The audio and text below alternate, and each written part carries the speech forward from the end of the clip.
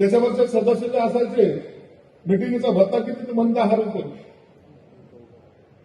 आणि गावामध्ये काय ग्रामपंचायत सदस्य आहे, मी सरपंच आहे, मी उपसरपंच आहे, ती असलेली ग्रामपंचायत आता त्याचं रूपांतर झालेलं आहे. आता ग्रामपंचायतच्या सदस्यापासून तर सरपंचापर्यंत सगळ्यांना विचारलं जातं. सरपंच तर आता इतका मोठा झाला की तो गावचा मुख्यमंत्री झाला.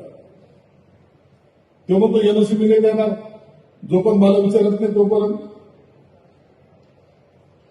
अधिकार एवढे प्रदान केले सरकारने आणि प्रत्येक योजना जवळपास 305 का 325 योजना याच्यामध्ये सामावलेल्या आहेत. एखाद्या गावामध्ये या योजना जर राबवायच्या तर ठरवल्या तरी ते राबवू शकत नाही, एवढ्या जास्त योजना आपण या योजनेमध्ये दिलेल्या आहेत. गावाची लोकसंख्या किती असते? 1,500 2,000च्या वर नसते, काही ठिकाणी 800-900 आणि योजना 325 आहेत. तुम्हाला या योजना फक्त अंमलबजावणी करण्यासाठी सुद्धा वेळ मिळणार नाही एवढ्या योजना तुमच्याकडे. म्हणून चिंता करू नका. अध्यक्ष महाराज, या ठिकाणी तुम्ही पैशाचं जे काढलं, तुम्ही चिंता करू नका. भरतशेठ माझं आता आम्ही दोघं कसे आहेत ते सगळं महाराष्ट्राला माहिती. तुम्हाला एवढे कमी पैसे दिले, मी माझा हात आखडता घेतो नेतो. मी त्यांना त्यांच्या मतदारसंघामध्ये किती दिले विचारून घ्या. माझ्या खात्यातर्फे 75 कोटी रुपये मी त्यांना दिलेले. 75 कोटीचे कामं माझ्या खात्यातर्फे भरतशेठ आपलाही अगदी म्हणून मी दिले त्यांना.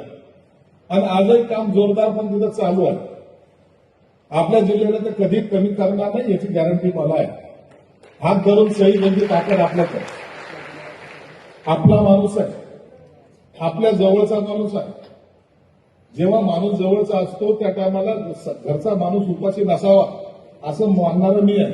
नाही तर जवळचा माणूस घरचाच माणूस उपाशी असं होता कामा नये. या जिल्ह्याला वाटत तेवढा निधी देण्याची जबाबदारी माझी पण आहे. मी भरतशेठचा हात धरून सगळा सहाय्य करून घेईन.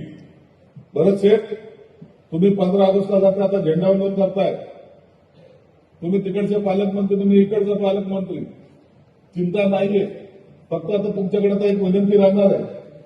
18 तारखेला मी तुमच्या मतदारसंघामध्ये येतोय. तुमच्या मतदारसंघामध्ये येऊन त्या ठिकाणी काही पाहणी करायची. मग मोठं काम त्यांच्या 56 कोटीचं काम त्यांच्या मतदारसंघामध्ये आपण करतोय. महाडच्या 14 तळ्याचं आणखीन 25 कोटी रुपये त्यांना आणखीन दिलेले एक्स्ट्रा देतोय. या एवढे सगळे पैसे देताना 18 तारखेला तिकडे माझाही दौरा आहे.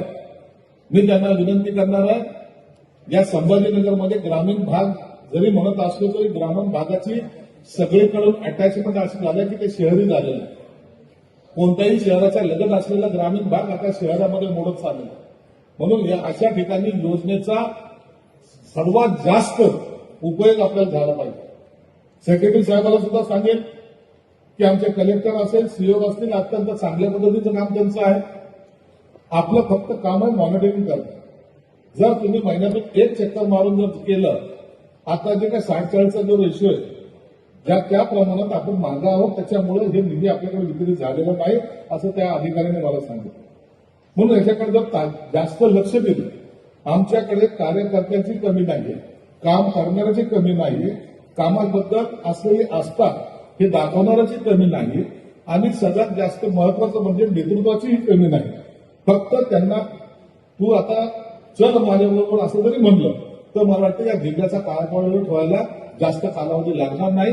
तुम्हा सर्व पदाधिकाऱ्यांची, विशेषतः सरपंचाची ही सर्वात मोठी जबाबदारी असल्यामुळे मी त्या सर्व सरपंचाला सुद्धा विनंती करेन, एक लक्ष ठेवा. मी सरपंच झालो, मला माझ्या गावाचा विकास इतक्या झपाट्याने करायचा आहे की लोकांनी माझं गाव पाहायला आलं पाहिजे अशी तुमच्याकडून अपेक्षा या ठिकाणी व्यक्त करतो आणि थांबतो. धन्यवाद. जय हिंद, जय महाराष्ट्र.